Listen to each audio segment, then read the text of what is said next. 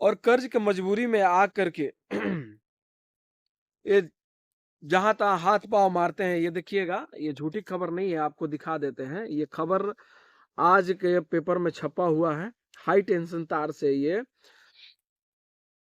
Main इसका जो headline है वो बताया जा रहा है कि सूद समेत 2 लाख का कर्ज होने पर हाई टेंशन तार से लटक कर आत्महत्या कर ली। ये घटनाएं हमको तोड़ देती है अंदर से। ये घटनाएं सुन करके अंदर से रुदन आते हैं, आंख से आंसू नहीं निकलते हैं, लेकिन हम सोचने पे मजबूर होते हैं कि हमारा देश विकसित कैसे बनेगा। ऐसी घटनाओं में लोग फंस रहे हैं। सरकार और सरकारी बैंक का जो रवैया है ऐसे लोगों का जान ले रही है और जान आगे भी जाएंगे।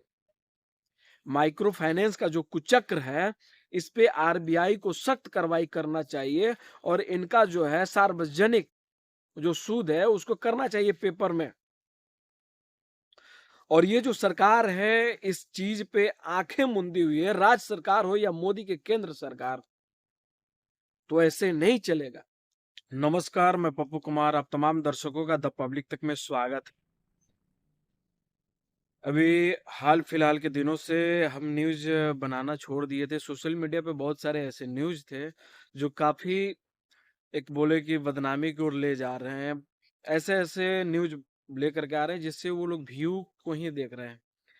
आज जनता की आवाज़ और किसानों की आवाज़, मज़दूरों की आवाज़ कोई उठाने वाला नहीं है। 2-4 यूट्यूबर हैं जो सही ढंग से काम कर रहे हैं या जो रिटायर न्यूज़ चैनल से यूट्यूबर हैं, जैसे विशाल शर्मा हो और हमारे रवीश कुमार हो, पुण्य प्रसून वाजपेयी हो, ऐसे बहुत सारे पत्रकार हैं जो अपने काम बखूबी ढंग से निभा रहे हैं।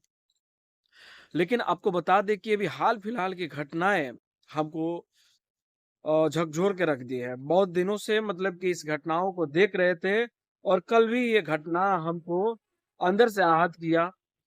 और आपको बता दें कि ये घटना ये आज के पेपर में भी आया।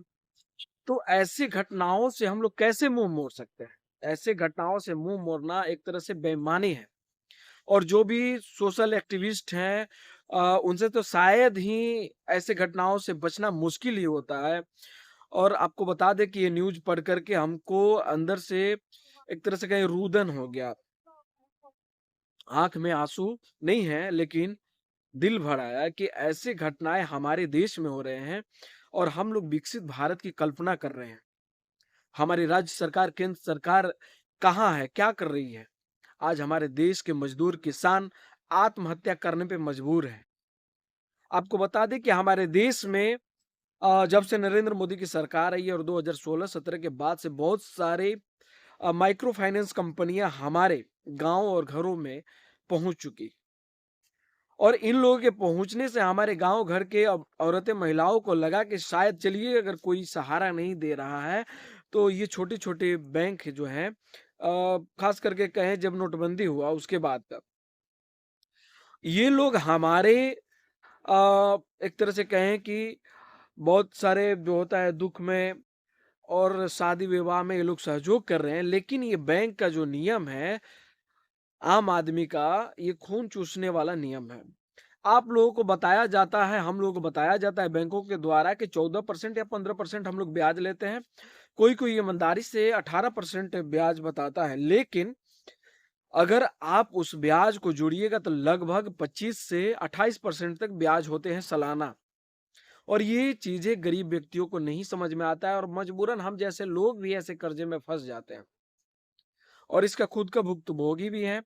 तो बहुत सारे जितने भी कर्जदाता होते हैं उन लोगों का ये समझ में नहीं आता है, जो कर्जा लेते हैं ये समझ में नहीं आता है कि कैसे इससे बाहर निकलें। और हमारी सरकार इस चीज़ पे मदद भी नहीं करती है।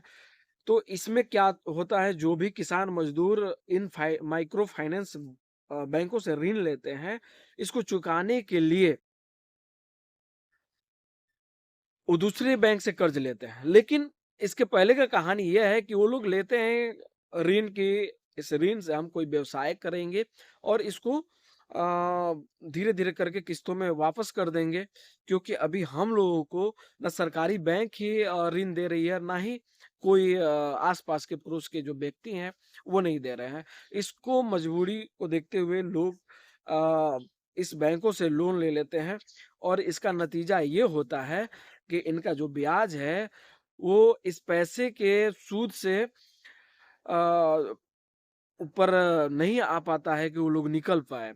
आपको बता दें कि अगर 35,000 आप कर्ज़ लेते हैं, तो उससे आप कितना कमा पाइएगा कि उसका किस्त जो है 25 से 3,000 रुपया आप हर एक महीना कैसे दे सकते हैं? और बहुत सारे माइक्रो फाइनेंस तो साप्ताहिक होते हैं। तो ऐसे कर्ज़े में हमारे मज़दूर वर्ग फँसते जा रहे हैं। बाहर में लोग कमाने जा रहे हैं तो साल-साल भर नहीं आ रहे हैं। यहाँ पे महिलाएँ जो हैं उनको समझाया जाता है कि आप लोग ले लीजिए और अपना काम कीजिए, लेकिन कर्ज़ा सध नहीं पाता है। इसके कारण बहुत सारे दंपति हैं फांसी लगा लेते हैं, आत्महत्या कर लेते हैं। तो इस मुद्दे पे बात करने की हम बहुत दिनों से सोच रहे थे, लेकिन कल के पेपर में जो घटना आया, वो आपको दिखाते हैं। देखिएगा, पृष्ठ पे लिखा हुआ है 2 लाख कर्ज के दुष्चक्र में फंसे माँ बाप से बच्चों ने मुंह मोड़ा, तंग आकर दोनों ने फंदे से झूलकर दे दी जान। ये कल की घटना है। आपको बता दें कि सकरा मुजफ्फरपुर का ये घटना है और ये सकरा वाजिद पंचायत वार्ड नंबर 10 के निवासी हैं, जिनका नाम है शिवनाथ दास और पत्नी भूखली देवी। शिवनाथ दास और भूखली देवी जैसे कईयक की कहानी है और खास करके आपको बता दें कि ऐसे कर्जे में गरीब और अनपढ़ लोग फंस रहे हैं और इससे बाहर नहीं निकल पा रहे हैं। हमारे देश में अंबानी अडानी का लाखों करोड़ों का कर्जा माफ हो जाता है। नीरव मोदी जैसे लोग हजारों करोड़ का कर्जा लेकर के बाहर रफू चक्कर हो जाते हैं और सरकार और बैंक उसको ढूंढ कर भी नहीं ला पाती है। लेकिन ऐसे छोटे मोटे मजदूरों से व्यक्तियों से बैंक कर्जा ऐसे उछलते हैं जैसे जो उसका बचा खुचा इज्जत भी रहता है वो सड़क पे आ जाता है, जिसको देख करके और उसको नहीं बर्दाश्त करने की वजह से लोग आत्महत्या कर लेते हैं। जो शिवनाथ दास की घटना बता रहे हैं, उनके बकरी से लेकर के लकड़ी तक बिकने की कगार पे आए ये दंपति अपने इस मजबूरी को देखते हुए वो लोग आत्महत्या कर लिए। और आपको बता दें कि कल का ये घटना था, लेकिन आज जब हम पेपर लिए और जब पेपर को उठा करके देखे तो इसमें भी ये घटना सामने आई। ये समस्तीपुर के सब्जी विक्रेता की ये कहानी है।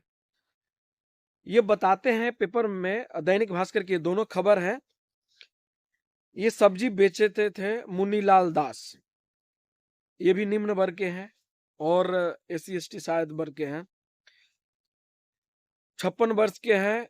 35,000 फर्स्ट बार उत्कर्ष बैंक से ये लोन लेते हैं अपने इलाज के लिए और इस लोन को चुकाने के लिए आरोहन बैंक से लेते हैं, आरबीएल बैंक से लेते हैं, एल&टी सहित 7 माइक्रो फाइनेंस बैंकों से ये लोन लेते हैं और 2 लाख का कर्ज इन पे हो जाता है और कर्ज की मजबूरी में आ करके ये जहां तहां हाथ पांव मारते हैं। ये देखिएगा, ये झूठी खबर नहीं है, आपको दिखा देते हैं। ये खबर आज के पेपर में छपा हुआ है। हाई टेंशन तार से ये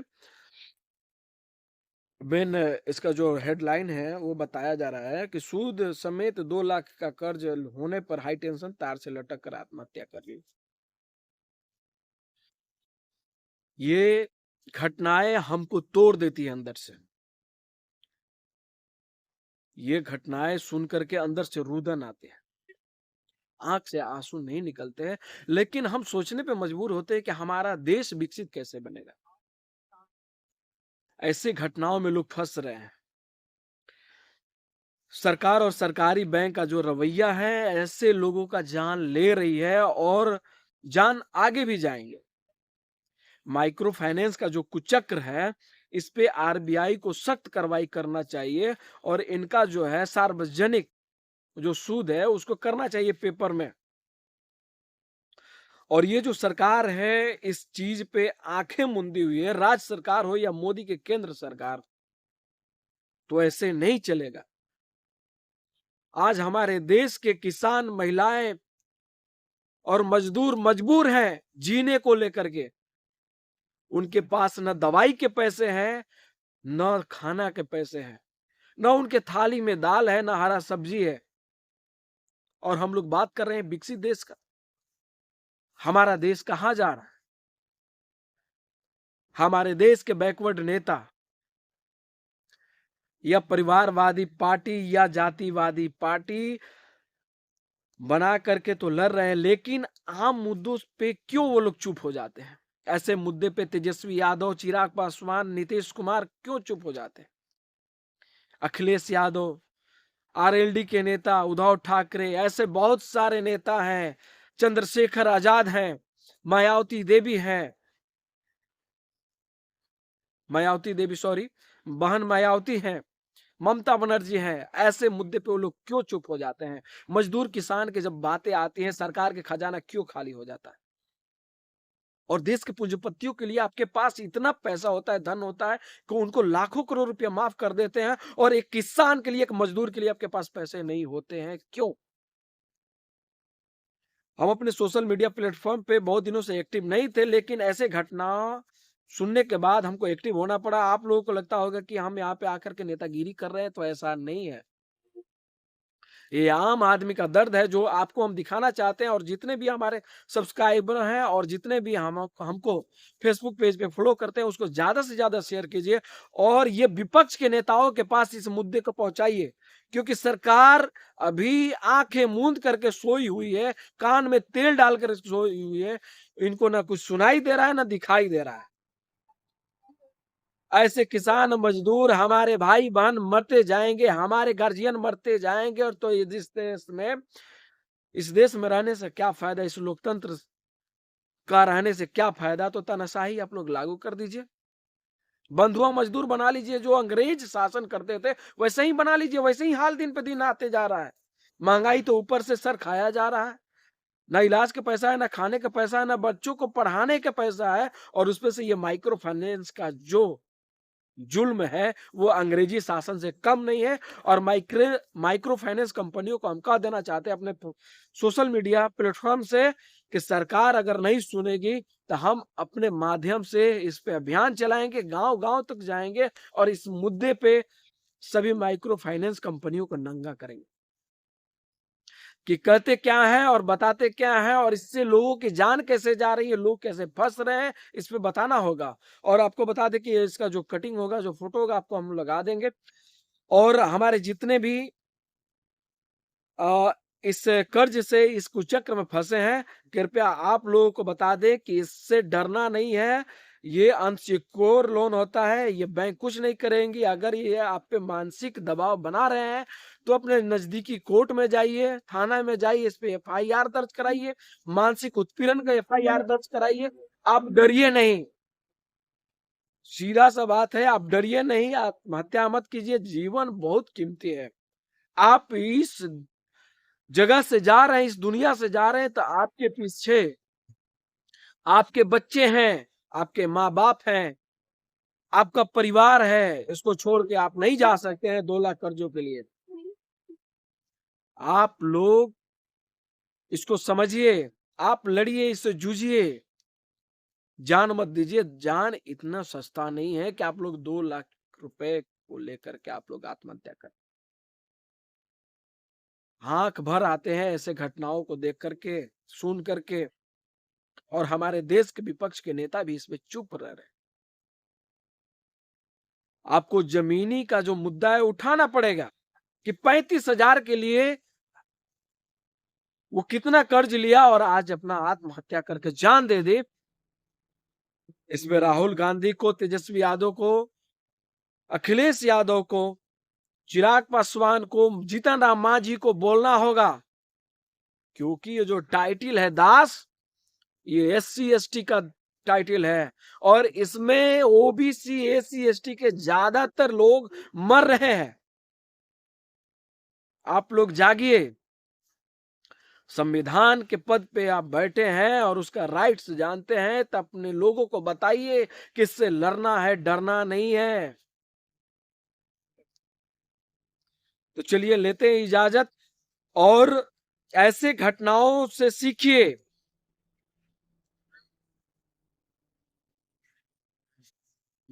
बहुत बहुत धन्यवाद।